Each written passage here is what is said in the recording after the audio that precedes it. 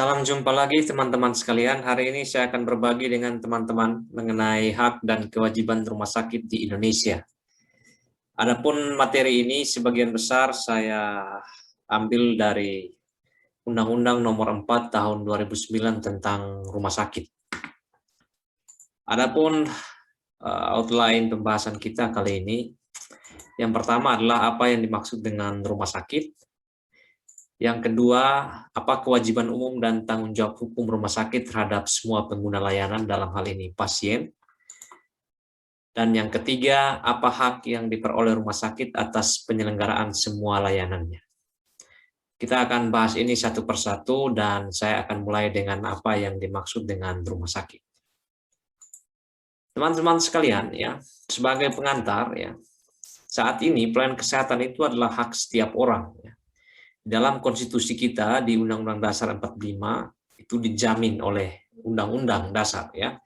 Dan karena ini merupakan hak, adalah kewajiban negara untuk melakukan pemenuhan hak dari setiap warga negaranya.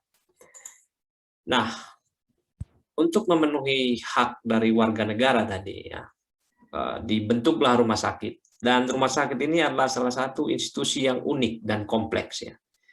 Mengapa dia unik dan kompleks? Karena rumah sakit ini menjadi satu-satunya institusi yang padat modal, ya. Untuk membangun sebuah rumah sakit itu butuh modal atau kapital yang sangat besar. Kemudian di sana juga ada berbagai macam, ya, penerapan ilmu pengetahuan dan teknologi kesehatan, ya. Mulai dari obat, ya, kemudian alat-alat kesehatan, ya, pengetahuan mengenai teknologi pengobatan, pembedahan, dan sebagainya. Kemudian di sana juga padat karya, sebuah institusi yang mempekerjakan begitu banyak orang, ya, dari berbagai profesi, ya, dari dokter, perawat, bidan, fisioterapi, ya, tenaga elektromedis, dan tenaga laboratorium, dan sebagainya. Dan di rumah sakit juga ada banyak masalah yang harus diselesaikan. Kalau kita bicara misalnya penyakit saja, itu ada banyak sekali penyakit yang harus mendapat penanganan di rumah sakit yang diderita oleh setiap orang, terutama mereka yang mencari kesembuhan. Oleh karena itulah institusi rumah sakit ini menjadi institusi yang sangat unik dan kompleks, dan mungkin satu-satunya institusi di dunia yang sangat sangat banyak orang dan sangat banyak urusan yang harus diselesaikan, terutama untuk pencegahan kecacatan, ya, atau pemulihan seseorang dari kondisi sakit. Nah, di saat yang sama ada tuntutan peningkatan mutu, ya, dari waktu ke waktu. Dari zaman dulu orang mungkin hanya berada pada standar mutu tertentu, perlahan-lahan dengan berbagai macam kemajuan teknologi, orang menuntut pelayanan yang lebih tinggi dan terus bergeser, ya. Jangkauan pelayanannya juga kalau bisa, ya, bisa diakses oleh semua orang, ya. Tidak hanya yang di kota-kota tetapi juga yang ada di pelosok-pelosok. Dan ini menjadi satu tantangan tersendiri bagi pemerintah. Nah, semua itu ditujukan untuk pemenuhan hak dari setiap warga negara. Kemudian teman-teman sekalian, ya, di Undang-Undang Nomor 4 Tahun 2009 tentang rumah sakit, khususnya di pasal 2, itu diamanatkan, ya, bahwa rumah sakit itu diselenggarakan berdasarkan Pancasila dan didasarkan pada nilai kemanusiaan, ya, etika dan profesionalitas, manfaat, keadilan, persamaan hak dan anti diskriminasi, pemerataan, perlindungan dan keselamatan pasien, serta mempunyai fungsi sosial, ya. Nah, berdasar pada asas Pancasila dan berbagai nilai ini, maka tantangan penyelenggaraan rumah sakit itu makin kompleks karena ada banyak nilai yang harus diperhatikan ketika menyelenggarakan pelayanan kesehatan. Oke, teman-teman sekalian, ya, apa yang dimaksud dengan rumah sakit? Kalau menurut ketentuan pasal 1 ayat 1 dari undang-undang tadi, rumah sakit adalah institusi pelayanan kesehatan yang menyelenggarakan pelayanan kesehatan perorangan secara paripurna, yang menyediakan pelayanan rawat inap, rawat jalan, dan gawat darurat. Jadi rumah sakit itu sudah pasti UKP atau upaya kesehatan perorangan, bukan upaya kesehatan masyarakat. Dan penyelenggaraannya secara paripurna. Nah, ada 3 pelayanan yang memang menjadi core atau inti dari pelayanan kesehatan di rumah sakit, yakni rawat inap ya, bagi mereka atau saudara-saudara kita yang memang tidak bisa ditinggal begitu saja ya, harus dalam pengawasan tenaga kesehatan ya, mesti rawat inap. Kemudian rawat jalan ya bagi mereka yang memang tidak terlalu parah dan bisa mengkonsumsi obat saja tanpa pengawasan tenaga kesehatan. Dan ada juga gawat darurat. Nah, 3 ini yang pembagian secara umum di rumah sakit, ada rawat inap, rawat jalan, dan gawat darurat.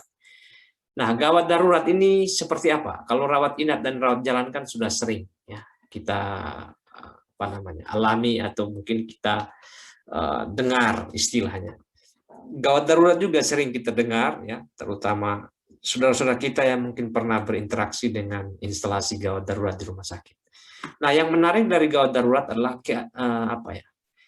pelayanan yang berkaitan dengan tindakan medis segera ya, untuk penyelamatan nyawa dan pencegahan kecacatan lebih lanjut. Nah, di gawat darurat ini penting sekali untuk kita pahami agar ya segala macam tuntutan dan lain sebagainya ya, mungkin dari sudut pandang masyarakat yang tidak terlalu memahami tentang pelayanan kesehatan khususnya gawat darurat, mungkin banyak yang komplain ya, jika masuk gawat darurat kok seperti ini, lama, tidak dapat penanganan ya. Biasanya tenaga kesehatan sudah punya kriteria tersendiri ya.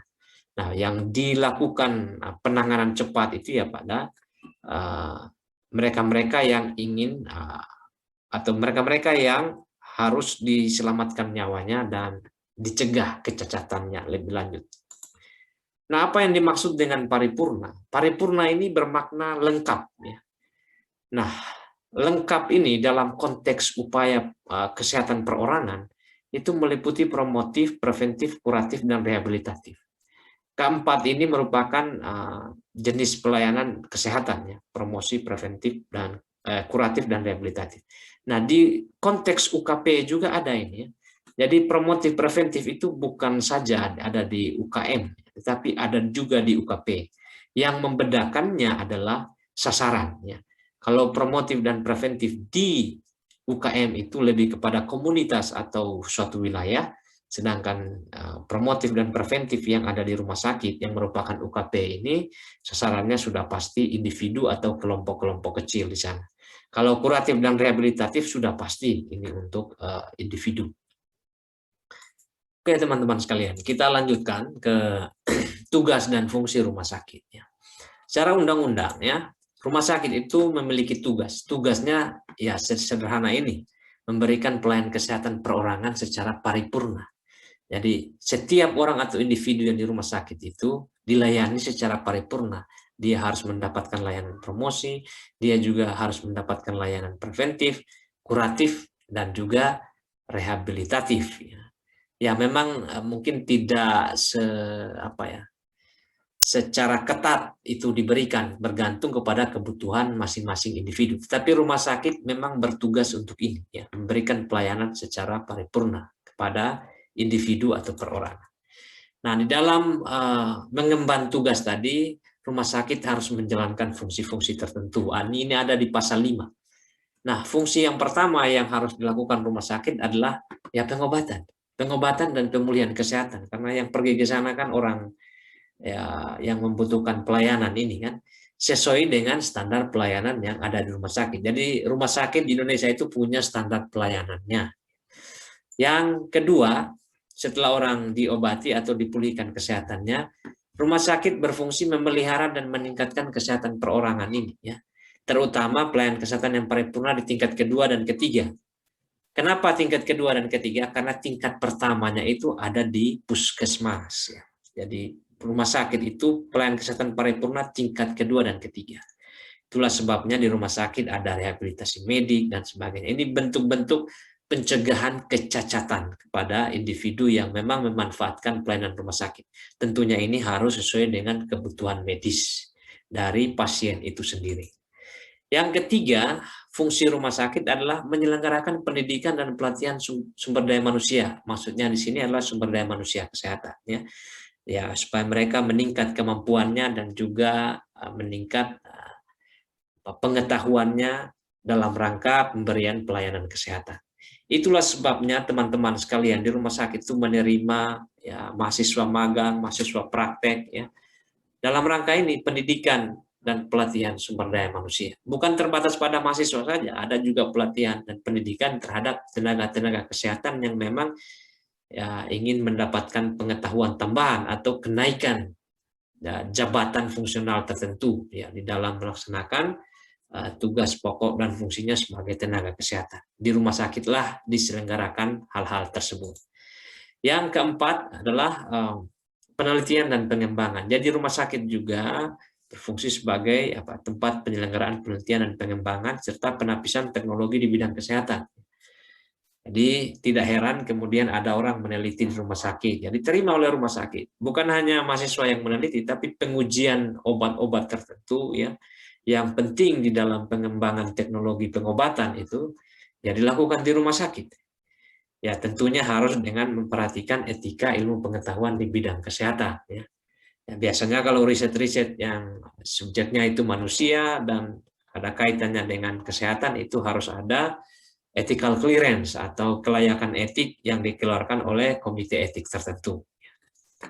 Jadi ada 4 fungsi ini yang dijalankan oleh rumah sakit ya dalam rangka mengemban tugas tadi, memberikan pelayanan kesehatan perorangan secara paripurna. Oke, seperti apa rumah sakit? Kita mungkin melihat rumah sakit itu dari depan jalan mungkin atau dari jauh dan sebagainya. Mari kita lihat bangunan rumah sakit itu seperti apa ya. Apa yang harus ada, ruang-ruang apa yang harus ada kalau misalnya suatu rumah sakit itu dibuat atau dibangun. Nah, minimal harus ada rawat jalannya. Ini ada di pasal 10 ayat 2 ya, di Undang-Undang tentang Rumah Sakit. Kemudian ada ruang rawat inap. Kemudian ada ya ruang untuk gawat darurat. Ada ruang untuk operasi harus disiapkan. Kemudian ada ruang untuk tenaga kesehatan. Ada ruang untuk radiologi ya. Ada ruang untuk laboratorium, ada ruang sterilisasi, ada ruang farmasi ya untuk instalasi farmasi, kemudian ada ruang diklat, pendidikan dan pelatihan. Kemudian ada ruang ibadah bagi pasien dan keluarga pasien yang memang dirawat di sana kan butuh ibadah ya. Baik itu ruang ibadah sederhana untuk untuk sholat, untuk ibadah mungkin bagi umat-umat agama lain ya. Kemudian ada ruang tunggu bagi pelayanan rawat jalan ya. Kemudian ada ruang untuk promosi kesehatan. Jadi rumah sakit juga punya divisi promkesnya. Kemudian ada ruangan kantor biasanya ini untuk manajemen ya, administrasi dan sebagainya. Kemudian ada ruang untuk menyusui bagi ibu-ibu menyusui. Kemudian ada dapur ya. Kemudian ada ruang mekanik dalam perbaikan berbagai macam alat kesehatan yang ada di rumah sakit. Kemudian ada laundry ya untuk cucian, kemudian ada ruang untuk pemulasaran jenazah ya. Kemudian ada taman ya. Bagaimanapun juga lingkungan rumah sakit harus terlihat indah dan juga bagus dipandang mata gitu ya. Jangan sampai orang yang pergi ke sana tidak mendapatkan oksigen yang cukup atau tidak mendapatkan lingkungan yang baik. Kemudian ada ya juga tempat untuk pengolahan sampah ya. Ada parkir dan juga ada yang lain-lainnya yang perlu. Tapi inilah minimal yang harus ada di suatu bangunan atau di kawasan rumah sakit. Kemudian kita lihat ke prasarananya. Prasarana minimal yang ada di rumah sakit itu diatur di dalam pasal 7 dan pasal 11. Prasarana seperti apa? Misalnya instalasi air. Kemudian ada instalasi untuk mekanikal dan elektrikal ya. Kebutuhan listrik dan sebagainya ya. Rumah sakit ini kan salah satu objek vital ya. Lalu listrik padam dan segala macam itu ya, yang lain boleh padam tapi rumah sakit harus secepatnya dinormalkan kondisinya ya. Karena ini institusi yang vital bagi kebutuhan dasar masyarakat. Instalasi gas medik, kemudian instalasi uap, kemudian instalasi pengelolaan limbah, pencegahan dan penanggulangan kebakaran. Ya, ini semua terkait dengan patient safety.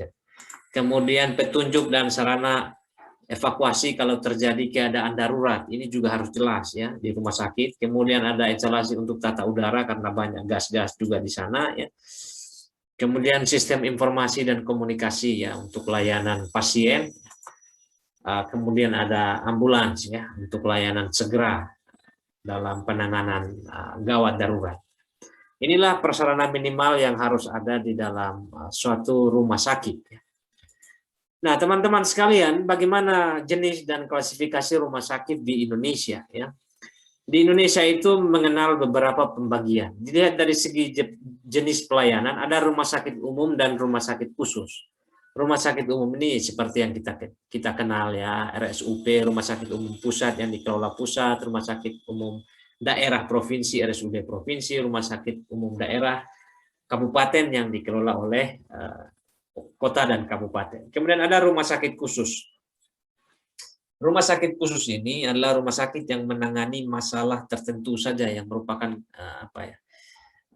gangguan, melayani gangguan-gangguan organ tertentu, misalnya rumah sakit mata, rumah sakit kusta, rumah sakit khusus ibu dan anak, ya, rumah sakit jantung misalnya, itu rumah sakit khusus. Ya.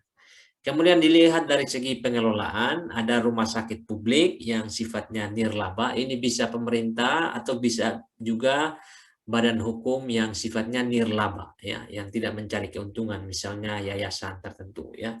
Ini rumah sakit publik. Nah, ada rumah sakit privat yang memang dikelola oleh lembaga-lembaga privat seperti perusahaan yang sudah statusnya perseroan terbatas lah, atau PT gitu ya. Kemudian ada satu lagi klasifikasi ya. Ini merupakan gabungan ya. Rumah sakit pendidikan namanya ya. Ini memang diatur dengan ketentuan tersendiri ya. Rumah sakit pendidikan ini adalah rumah sakit yang kerjasama antara dari Kementerian Kesehatan atau ya dengan jajaran di bawahnya dengan Kementerian Pendidikan ya, khususnya untuk pendidikan kedokteran ya. Ini rumah sakit pendidikan. Kemudian yang ketiga ada klasifikasi. Klasifikasi rumah sakit ini ditinjau dari fasilitas dan kemampuan layanannya. Ada rumah sakit dengan kelas A, ya, ada rumah sakit kelas B, ada rumah sakit kelas C, dan ada rumah sakit kelas D. Umumnya rumah sakit kelas C dan kelas D ini ada di kabupaten, ya. Kelas B itu umumnya di provinsi dan kelas A itu biasanya di pusat atau yang dikelola oleh pemerintah pusat. Tetapi penetapan kelas ini memang bisa saja di satu kabupaten ada rumah sakit kelas A kalau memang fasilitas dan kemampuan layanannya sudah sangat bagus, ya. Saya tadi hanya menceritakan yang umum-umum saja ya. Nah, rumah sakit umum ya, itu nanti ada yang kelas A, ada yang kelas B, ada yang kelas C, dan ada yang kelas D. Kalau rumah sakit khusus dia biasanya kelas A, B, dan C, tidak ada D ya. D ini biasanya yang pertama ya. Nah, nanti teman-teman yang mungkin menonton video ini coba cek di daerah masing-masing. Ya, rumah sakit di daerah teman-teman itu ada di level mana nih? Kelas A, kelas B, kelas C, atau kelas D? A, B, dan C itu menunjukkan ketersediaan fasilitas dan kemampuan layanan dari rumah sakit itu. Semakin ke atas, makin lengkap dan makin mampu. Semakin ke bawah itu makin minim fasilitas dan makin tidak mampu menyelenggarakan pelayanan yang komprehensif. Gitu. Oke, teman-teman sekalian, kita masuk ke pertanyaan kedua. Apa kewajiban umum dan tanggung jawab hukum rumah sakit terhadap semua pengguna layanan? Dalam hal ini pasien. Ya. Nah, mengenai kewajiban umum dan tanggung jawab hukum ini, itu diatur di dalam pasal 29 Undang-Undang nomor 44 tahun 2009 tentang rumah sakit, dan Permenkes nomor 4 tahun 2018 tentang kewajiban rumah sakit dan kewajiban pasien.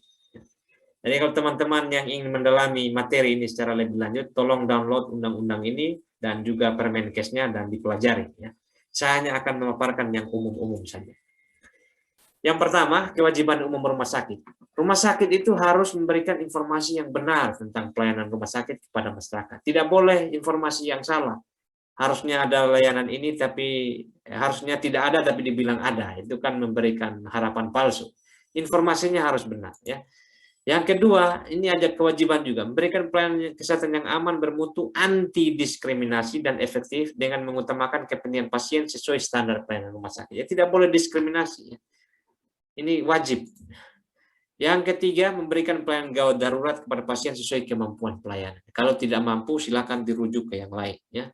Jangan kalau seharusnya sudah tidak mampu lakukan tapi masih dipaksa. Ini rumah sakit wajib memberikan pelayanan gawat darurat sesuai dengan kemampuan. Yang keempat, berperan aktif dalam memberikan pelayanan kesehatan pada bencana sesuai dengan kemampuan. Jadi tidak boleh menolak kalau ada bencana. Ya. Dia harus berperan aktif karena rumah sakit ini institusi yang vital bagi pemenuhan kebutuhan dasar. Yang berikut ya, kewajiban kelima, menyediakan sarana dan pelayanan bagi masyarakat tidak mampu atau miskin. Ini kewajiban. Ya. Jadi rumah sakit semegah apapun harus menyediakan sarana dan pelayanan bagi masyarakat tidak mampu. Entah mau berapa persen orang miskin yang akan dilayani, itu nanti diatur sendiri. Tapi ini kewajiban. Harus menyediakan. Yang keenam, melaksanakan fungsi sosial. Dan memberikan pelayanan kepada pasien tidak mampu, gawat darurat ini. Tanpa uang muka, ya, ambulan gratis, pelayanan korban bencana dan kejadian luar biasa. Atau bakti sosial bagi misi kemanusiaan. Ini fungsi sosial rumah sakit. Ya, mudah-mudahan rumah sakit kita sekarang membaca mengenai kewajiban ini di dalam undang-undang ya, supaya tidak lagi mengabaikan kewajiban melaksanakan fungsi sosial ini. Entah berapa besar proporsinya itu nanti diatur kemudian sesuai dengan kemampuan rumah sakit. Kan rumah sakit juga kan tidak boleh kolaps ya. Dia harus memberikan pelayanan, tapi di saat yang sama dia juga harus punya sumber daya atau input yang cukup untuk dia melaksanakan fungsi sosial tadi. Tapi jangan sampai tidak melaksanakan sama sekali. Ya. Itu melanggar undang-undang, terutama kewajiban umum nomor 6. Yang ketujuh, membuat, melaksanakan, menjaga standar mutu pelayanan. Ya. Ini harus membuat standar mutu pelayanan. Ya. Laksanakan dan menjaga standar mutu itu. Nah, untuk hal ini, di Indonesia itu sudah ada kewajiban untuk melakukan akreditasi ya, dan ini sangat terkait dengan kewajiban nomor 7. Yang ke-8, menyelenggarakan rekam medis, saya kira ini sudah umum. Kemudian selanjutnya yang berikutnya yang ke-10, menyediakan sarana dan prasarana umum yang layak, antara lain ibadah, parkir, ruang tunggu, sarana untuk orang cacat, wanita menyusui, anak-anak lanjut usia. Harus menyediakan ini. Jadi kalau mendesain suatu rumah sakit harus memperhatikan hal-hal yang ini. Ini kewajiban umum. Yang ke-11, melaksanakan sistem rujukan. Kalau nanti dirasa sudah tidak mampu, ya, harus punya rumah sakit atau kerjasama untuk merujuk ke tempat yang lain, ya, yang dianggap lebih mampu. Yang ke-12, menolak keinginan pasien yang bertentangan dengan standar profesi atau etika serta peraturan perundang-undangan. Kalau ada pasien yang meminta sesuatu yang bertentangan, rumah sakit punya kewajiban menolak. Ya. Yang ke-13, memberikan informasi yang benar, jelas, dan jujur mengenai hak dan kewajiban pasien. Nah, inilah salah satu alasan kenapa kalau teman-teman nanti berkunjung ke rumah sakit itu di kamar-kamar itu ditempel mengenai hak dan kewajiban pasien. Ya. Ini perintah undang-undang. Ya. Yang ke-14, menghormati dan melindungi hak-hak pasien. Nah, ini juga penting bagi kita ya, masyarakat yang pergi berkunjung. Ya, mungkin saja di rumah sakit ada pembatasan-pembatasan terhadap pengunjung. Ya. Dalam rangka apa? Menghormati dan melindungi hak-hak pasien. Jadi kita jangan sembrono kemudian memaksakan kehendak sebagai pengunjung dan ya, tidak menghargai aturan yang ada di rumah sakit. Karena rumah sakit punya kewajiban itu. Yang berikut, melaksanakan etika rumah sakit. Jadi dalam pelayanan itu ada etikanya, baik itu yang ya, dari tenaga kesehatannya sendiri dan juga aturan-aturan yang sudah ditetapkan di dalam rumah sakit itu. Ada etikanya. Kemudian yang ke-16, memiliki sistem pencegahan kecelakaan dan penanggulangan bencana. Ya, ini ke depan mungkin tidak semua rumah sakit sekarang melakukannya, tetapi diupayakan ke arah sana. Karena ini merupakan kewajiban. Kalau tidak salah ya, di beberapa tahun lalu itu sudah dikembangkan hospital disaster plan ya. Jadi rencana rumah sakit dalam penanggulangan bencana itu ya. Rumah sakit yang memang pro terhadap penanggulangan bencana. Yang berikut teman-teman sekalian, ini kewajiban umum rumah sakit yang ke-17, melaksanakan program pemerintah di bidang kesehatan baik secara regional maupun nasional. Ini kewajibannya. Pemerintah kan sebagai ini apa yang berdaulat, maksudnya yang melaksanakan kedaulatan rakyat, tentunya ada program-program rumah sakit wajib melaksanakan yang memang dibebankan kepada rumah sakit. Yang ke-18, membuat daftar tenaga medis yang melakukan praktik kedokteran atau kedokteran gigi serta tenaga kesehatan lain. Ya, ini perlu clear juga. Ya, buat daftar, jadi sewaktu-waktu diperlukan daftar tenaga medis yang ada di rumah sakit itu ya sudah ada daftarnya. Kemudian yang ke-19 ya, menyusun dan melaksanakan peraturan internal rumah sakit atau hospital by law. Jadi apapun yang dikerjakan rumah sakit itu harus ada SOP-nya. Ya. Apalagi pelayanan itu terhadap pasien atau bukan saja pasien, tapi klien-klien lain yang membutuhkan layanan rumah sakit. Bagaimana mengatur di dalamnya, prosedurnya seperti apa. Karena ini kan menyangkut dengan hidup dan mati, kan gitu ya. Jadi hospital by law, menyusun dan melaksanakan peraturan internal. Dan kita sebagai masyarakat, pengguna layanan juga harus menghormati ya peraturan internal yang ada di rumah sakit. Ya. Kemudian yang ke-20, melindungi dan memberikan bantuan hukum bagi semua petugas rumah sakit. Ini wajib nih, kalau ada tenaga kesehatan yang bermasalah secara hukum, ya rumah sakit harus melindungi dan memberikan bantuan hukum, atau mungkin digugat oleh pasiennya, itu rumah sakit punya kewajiban ya, melindungi petugas kesehatannya ya, dan memberikan bantuan hukum. Nanti pembuktiannya semua di pengadilan, kira-kira begitu. Yang ke-21, memperlakukan seluruh lingkungan rumah sakit sebagai kawasan tanpa rokok. Makanya apa ya, ada larangan-larangan karena kawasan tanpa rokok, ya, kawasan bebas asap rokok. Gitu ya. Nah, itulah kira-kira 21 kewajiban umum rumah sakit yang diatur di dalam undang-undang. Nah, secara spesifik dari seluruh kewajiban umum ini diatur di dalam peraturan Menteri Kesehatan tadi. Ya. Nanti teman-teman download peraturan Menteri Kesehatan tentang hak dan kewajiban rumah sakit terhadap pasien. Kemudian, selain itu teman-teman, ya, ada kewajiban tambahan bagi rumah sakit. Nah, kewajiban tambahan ini, yakni rumah sakit harus menyimpan rahasia kedokteran. Ya. Ini di pasal 38 Undang-Undang Nomor 4 Tahun 2009.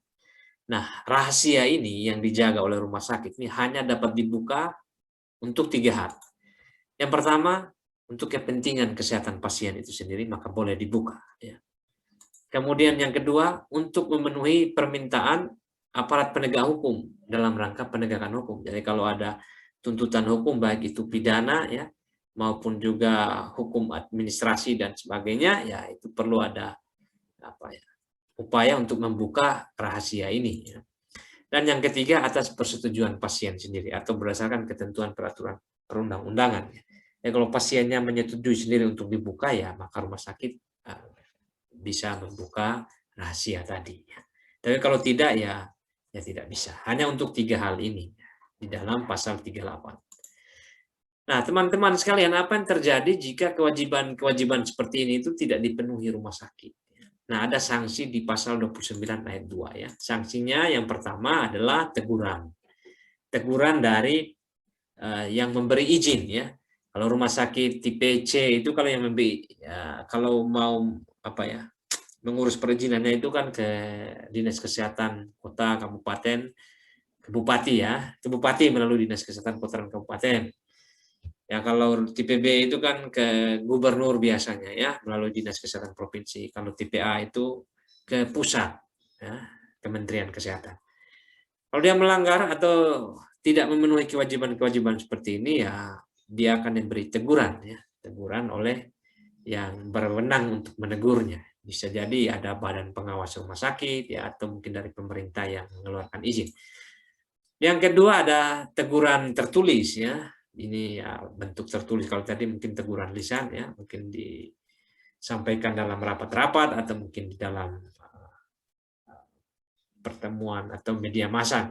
Kemudian ada teguran tertulis. Kemudian ada denda dan pencabutan izin rumah sakit. Ini yang ketiga. Ini sanksi administratif jika kewajiban-kewajiban tadi tidak dipenuhi oleh rumah sakit. Selengkapnya mengenai kewajiban-kewajiban yang tidak dipenuhi ini dan sanksinya itu diatur dalam Permenkes nomor 4 tahun 2018 ya. nanti teman-teman mendownload dan membaca mengenai Permenkes ini ya. Oke teman-teman sekalian, selain tadi soal sanksi, ada juga aspek hukum lain, yakni pelindungan hukum rumah sakit ya dan tanggung jawab hukum ya. Yang pertama itu gini ya, pasien yang menuntut, kalau misalnya ada pasien yang menuntut rumah sakit melalui media massa ya, itu dianggap pasien itu telah melepas rahasia kedokteran dari kewenangan rumah sakit untuk merahasiakan melalui hak jawab. Jadi kalau ada dari antara kita yang komplain dan ya menuntut rumah sakit melalui media, ya itu sama dengan artinya kita membebaskan rumah sakit dari kewenangan merahasiakan rahasia kedokteran tadi. Nah, karena rumah sakit harus membalas atau menjawab tuntutan tadi melalui hak jawab, ya hak jawab. Kalau di urusan pers itu kan ada hak jawabnya melalui media juga. Jadi berhati-hatilah teman-teman sekalian kalau misalnya mau ini apa ya melakukan tuntutan, kalau itu di ranah pers ya pasti rumah sakit akan membuka rahasia juga melalui hak jawab. Tapi kalau menuntutnya di apa ya di pengadilan ya tentu dibukanya di pengadilan. Kemudian rumah sakit tidak bertanggung jawab terhadap akibat yang timbul bila pasien menolak atau menghentikan pengobatan setelah ada penjelasan medik yang komprehensif. Jadi kalau sudah apa namanya sakit kemudian ada upaya untuk menolak karena tidak mau lagi, maka segala akibat yang ditimbulkan akibat kita menolak pengobatan yang disediakan oleh rumah sakit dan tenaga kesehatan yang ada, itu rumah sakit tidak tanggung jawab. Kemudian, rumah sakit juga tidak dapat dituntut dalam melaksanakan tugas penyelamatan nyawa manusia. Jadi kalau memang dia berupaya untuk melaksanakan tugas penyelamatan nyawa, ini tidak bisa dituntut. Ini menurut undang-undang ya. Tentu ini sangat ini apa ya debatable ya karena terbentur pada definisi tugas penyelamatan nyawa ini. Apa yang dimaksud dengan penyelamatan nyawa? Sementara dunia kesehatan kan yang dipentingkan ada atau yang menjadi dasarnya itu adalah upaya terbaik. Karena tidak bisa menjanjikan kesembuhan, tidak bisa menjanjikan ini apa ya sesuatu hal yang pasti seperti kita membeli produk-produk barang yang ada di pasar lain. Transaksinya kan transaksi atas dasar saling percaya. Tapi undang-undang bilang memang tidak dapat dituntut kalau tugasnya penyelamatan nyawa. Yang berikut, rumah sakit bertanggung jawab atas kerugian pasien akibat kelalaian tenaga kesehatan di RS. Jadi kalau ada tenaga kesehatan di RS lalai dan menyebabkan kerugian kepada pasien, ya maka akibat kelalaian tadi itu harus ditanggung oleh rumah sakit. Ya. Jadi teman-teman yang bekerja di rumah sakit berhati-hatilah kalau ada yang lalai itu nanti kerugian pasiennya itu harus ditanggung oleh rumah sakit. Yang berikut ya setiap orang atau korporasi dapat dipidana bila menyelenggarakan rumah sakit tanpa izin. Jadi kalau ada rumah sakit yang tidak berizin itu nanti kena pidana ya. Harus urus izin dulu baru kemudian beroperasi. Kalau tidak dapat izin ya sebaiknya tidak beroperasi. Nah, ini beberapa aspek yang terkait dengan hukum atau perlindungan hukum di rumah sakit.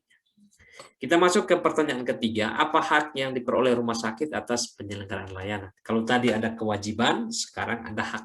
Ya. Keadilan itu kan harus ada keseimbangan antara hak dan kewajiban. Nah, seperti apa hak yang diperoleh rumah sakit?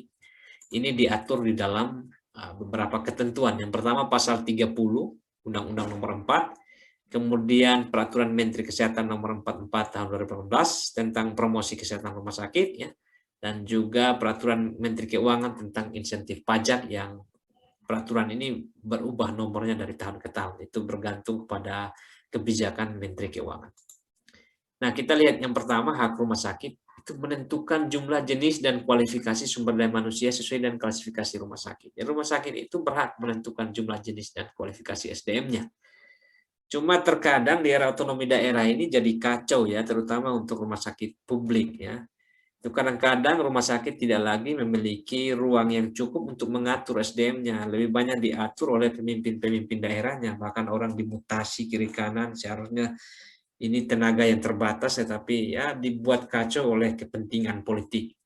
Nah, rumah sakit sebenarnya bisa menggunakan ketentuan undang-undang ini untuk memprotes kepada pemimpin-pemimpin daerah yang tidak paham bagaimana mengelola rumah sakit secara benar. Yang kedua, menerima imbal jasa pelayanan dan menentukan remunerasi, insentif, dan penghargaan sesuai dengan ketentuan perundang-undangan. Jadi, rumah sakit itu punya hak untuk terima imbal jasa. Dia bukan hanya melayani, tapi dia juga harus dapat uang dari sana. Karena rumah sakit tidak boleh mati. Ya. Kalau rumah sakit kolaps, tidak bisa menyelenggarakan pelayanan, yang rugikan masyarakat juga sendiri. Ya. Termasuk ya menentukan remunerasi bagi pegawainya dan insentif bagi tenaga kesehatan yang ada di sana. Cuma ya ini ada pengaruhnya juga atau dideterminasi oleh kebijakan-kebijakan di luar rumah sakit, baik oleh Menteri Kesehatan, oleh Bupati, Gubernur, Wali Kota yang menerapkan standar-standar tertentu ya. Nah itulah keunikan di otonomi daerah. Yang ketiga, melakukan kerjasama dengan pihak lain dalam mengembangkan pelayanan. Rumah sakit berhak memperbaiki dirinya, dia kerjasama dengan orang lain. Yang keempat, menerima bantuan dari pihak lain sesuai dengan ketentuan peraturan perundang-undangan. Nah, ini sudah umum ya. Yang berikut lagi, hak rumah sakit adalah menggugat pihak yang mengakibatkan kerugian. Kalau rumah sakit merasa dirinya dirugikan, ya, entah karena faktor-faktor yang dari luar atau yang dari dalam rumah sakit sendiri, ya, dia dapat menggugat pihak yang mengakibatkan rumah sakit itu rugi. Yang keenam, mendapat perlindungan hukum dalam melaksanakan pelayanan kesehatan. Ini sudah jelas. Yang ketujuh, mempromosikan layanan kesehatan, tapi harus sesuai dengan peraturan perundang-undangan. Tidak boleh promosi seperti promosi barang di pasar, ya. Apalagi pakai diskon-diskon dan sebagainya, itu tidak sesuai dengan etika, ya, etika pelayanan. Ya. Nah, tentang bagaimana promosi layanan kesehatan itu sudah diatur di dalam peraturan yang saya sudah sebutkan di bagian depan. Yang kedelapan, mendapatkan insentif pajak bagi rumah sakit publik. Publik artinya yang dikelola pemerintah dan juga dikelola oleh yayasan dengan tujuannya bukan untuk mencari keuntungan, ya, atau lembaga nirlaba, gitu ya. Dan rumah sakit yang ditetapkan sebagai rumah sakit pendidikan. Insentif pajak itu maksudnya begini, tidak dikenai pajak pertambahan nilai terhadap obat ya, atau alat kesehatan yang dipakai di dalam rumah sakit itu. Kita tahu bahwa obat, ya, alkes, ya, mungkin vaksin dan sebagainya, itu kan banyak bahan bakunya dari luar negeri kan. Ya. Produksi dalam negeri kan tidak terlalu banyak ya. Mungkin juga karena pengetahuan dan teknologi kesehatan kita belum terlalu berkembang seperti luar negeri. Ya, sehingga kita harus impor. Nah, ada insentif pajak di sana. Pajak PPN biasanya. Dan itu ditetapkan oleh Menteri Keuangan dari tahun ke tahun. Jadi bagi teman-teman yang bekerja di rumah sakit dan ingin memanfaatkan insentif pajak ini, ya nanti silakan pelajari lebih lanjut keputusan Menteri Keuangan tentang insentif pajak yang dikeluarkan kementerian dari tahun ke tahun. Supaya dapat keringanan lah. Insentif pajak ini maksudnya pajaknya itu ditanggung pemerintah, gitu. Bukan ditanggung oleh rumah sakit yang membeli obat atau membeli alat kesehatan. Ya, demikian kan dapatnya lebih murah, nah sehingga pelayanannya juga nanti lebih terjangkau ke masyarakat. Jangan mempergunakan hak ini untuk ya selain dapat insentif tadi terus tarifnya dinaikkan. Ya, jangan juga seperti itu. Ini kan dua sisi mata uang ini ya. Oke teman-teman sekalian, itulah kira-kira hak dan kewajiban rumah sakit dan juga ada sedikit pengantar mengenai rumah sakit tadi. Semoga materi ini bermanfaat untuk teman-teman semua. Jika bermanfaat silakan di-share, jika tidak bermanfaat tidak usah di-share ya. Sampai jumpa lagi di video-video berikutnya. Terima kasih banyak.